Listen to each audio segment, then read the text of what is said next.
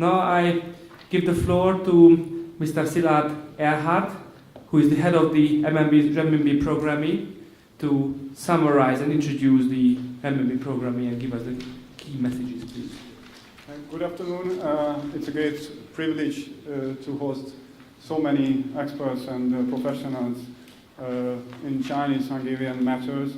I would like to especially thank to Mr. Bao for accepting our invitation, all distinguished guests for coming, and especially the speakers who prepared presentations. I think I will tell the story what Mr. Bao already explained from another perspective. You will see many charts and information, maybe a little bit rearranged, and this concept of RMB internationalization is pretty new. It's evolving day from day, and I think you will have some insight of our perspective, the perspective of a Central European Central Bank. So my agenda, I will also like to give a quick wrap up on the RMB's internationalization, and secondly I will talk about our RMB program. As for the RMB's internationalization, this famous memorable quote by Mr. Deng Xiaoping, crossing the river by filling the stones, and I think it mirrors very much the pragmatic, gradual and careful way of Chinese reforms.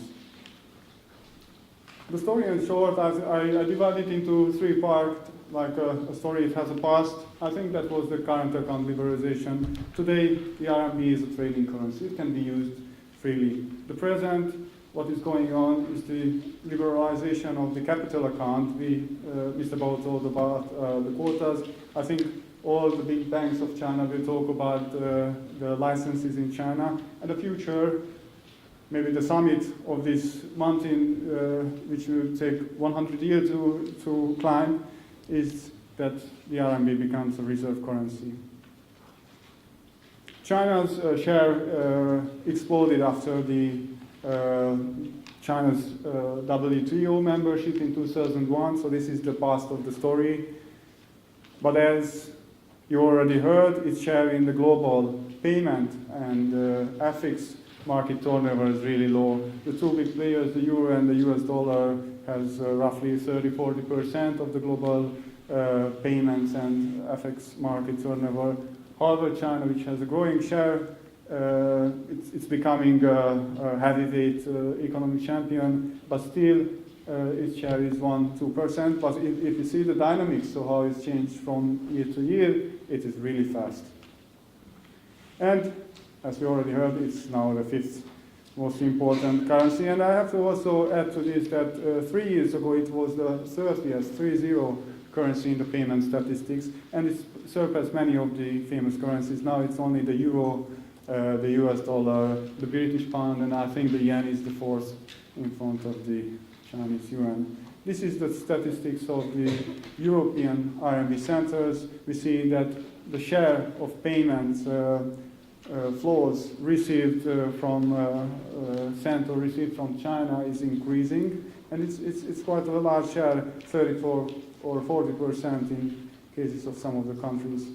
Few words about the RMB centers. Of course, Hong Kong is the #1 center of RMB among the RMB centers because of their geographic, economic and cultural ties. But London and Luxembourg are coming up, and I believe there will be more centers which can enter this stage. Central banks are collaborating on this issue. There are RMB initiatives around Europe. We see that at the Bundesbank, the Bank of England, the Banque de France, they are also participating in RMB initiatives similar to the one we organized today. And the second part of my presentation is the perspective of the central bank. I will talk about 5 issues first. I will talk a little bit about the swap line agreements of China, the so-called Renminbi instruments of other central banks, foreign reserve management issues, financial stability and supervisory aspects, and at the end, a few words about settlement and clearing. We will have another very interesting presentation by Mr. Walter at the end of the day. I think the settlement and clearing issue is a cornerstone to the RMB's internationalization, so we have to talk about that later. This is the global swap line network. Yes. So in the previous decades there were swap line networks earlier on in history, but since this recent crisis, the Fed was acting first because the liquidity shortage perhaps was the most severe in case of the dollar, which is the most important global currency. But we see that their swap line network, the number of their counterparties were reduced. Now it's basically the 6 big central banks. They used to have 14 counterparties. We know that about the Chiang Mai initiative, which was an answer to the failure of the IMF in the Asian region during the Asian crisis, and the PBOC, which used to have only 6 members in 2009, and they have, now I learned that they have 31, we collected only 29, but I think this is the official statistics. And the ECB also reduced the number of counterparties. The most important goal of these agreements, I believe, strengthen economic relations, encourage bilateral trade, and maintain financial stability. I think this third one, which perhaps, if there is a priority, this could be but this is not my role to decide which is the most important. About the volumes, we also collected, here you see only these 29 countries which we collected. The Hungarian Central Bank entered an agreement in 2013, and there are some statistics about the transactions the PBOC made last year. It amounted to 500 billion RMBs. For the Renminbi instruments, it's only from the 31 central banks, only 4 in the Asian region who announced Renminbi facilities. They are usually liquidity facilities, but there are some central banks who announced trade finance facilities like the Monetary Authority of Singapore and the Bank of Korea. However, as we heard, these facilities not actively used yet. Reserve management issue, here is a quote from one of the executive members of the ECB. Central banks across the world have started to hold Chinese renminbi in their reserve portfolios. This is an issue that the Eurosystem will also have to further reflect on in the future. And as there are some central banks which made their investments publicly available, but the estimation is that it's roughly 50 central banks who already started or considering investments.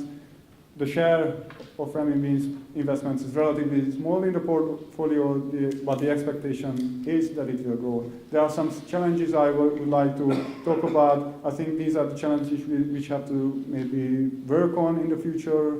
There are some differences in legal norms. We know that it might be also an obstacle to private investors, and I think, for example, the Shanghai Hong Kong Connect or the Shenzhen Hong Kong Connect will help in this field. Implementation of investments, sometimes a lengthy process, and transparency follow-up and repatriation of investments, sometimes difficult. Financial stability, and I was really happy that Mr. Bao told about this issue, because some of the central banks are really concerned about this issue.